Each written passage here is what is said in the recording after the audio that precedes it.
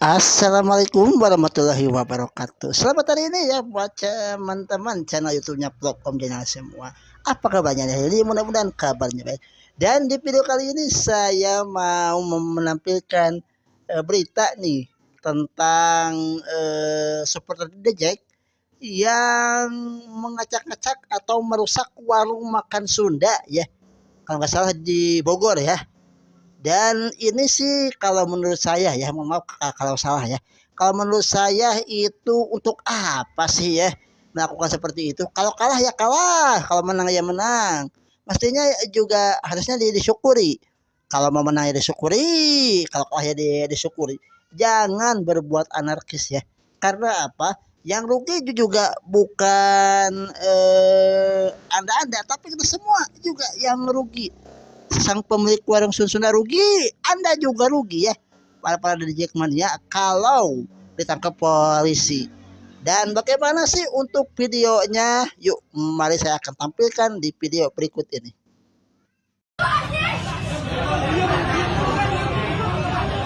Kemudian bagi yang kalah, jangan berkecil hati. Kan nanti tahun berikutnya juga ada liga lagi. Ya sudah.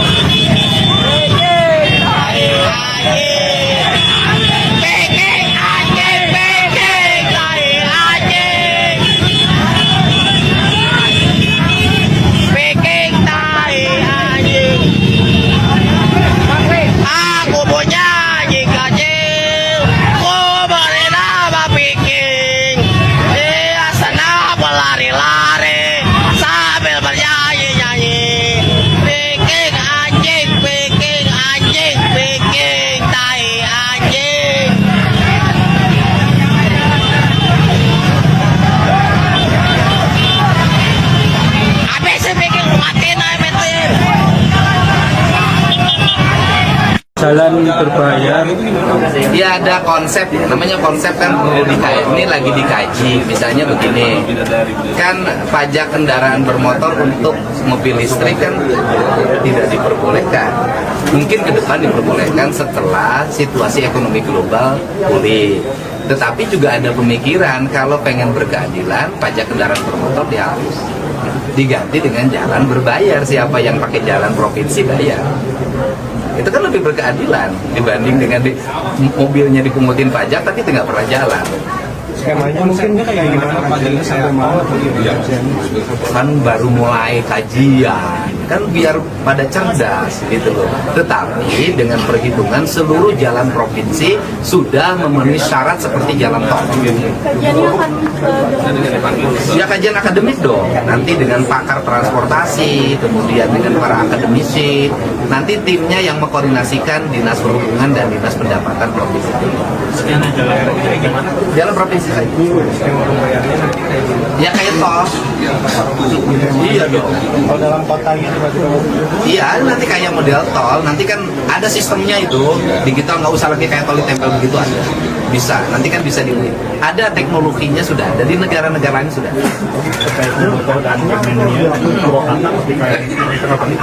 Iya, gini, bagi yang menang dan sudah menang, kita jangan memperlihatkan kejujuran. Kemudian bagi yang kalah, jangan berkecil hati. Kan nanti tahun berikutnya juga ada liga lagi. Ya sudah, nanti bertempurnya di lapangan main bola, bukan di Jakarta. ke barat itu Pak, Kenapa? bertikai Iya, kalau diperlukan kita bawa ke barat. kalau usulan dari sekolah mau Oh, bukan tidak masih. Jadi begini, udah deh, yang lahiran tahun 90-an pasti tahu. Setiap kabupaten, kota, itu pasti ada sekolah favorit. Biasanya SMA 1, kalau di Bandung SMA 3 dan SMA 5. Seiring dengan waktu, dengan diberlakukan zonasi, tingkat kualifikasi sekolah itu mengalami penurunan. Sebagai bahan kajian, kemarin Wakil Menteri Pendidikan Dasar dan Menengah menyampaikan pada saya, di Jawa Barat, sekolah yang punya kualifikasi sebagai sekolah unggul itu tinggal SMA 3. Yang lainnya sudah didominasi swasta. Kenapa terjadi penurunan itu? Karena daya dukungnya semakin menurun, pembiayaan mengalami penurunan, kualifikasi murid yang masuk mengalami penurunan akademis. Bahkan misalnya di sekolah favorit SMA 1 Purwakarta ada peristiwa yang menarik, ya, di mana murid mengolok-olok guru. Itu kan salah satu juga problem yang dihadapi. Dampaknya ke depan, kalau ini terus-terusan pemerintah provinsi membiasakan, maka nanti yang sekolah di sekolah swasta adalah anak orang kaya, anak pejabat tinggi, anak anggota DPRD. Kenapa? Karena mereka akan mulai bersekolah di sekolah-sekolah yang berkualitas.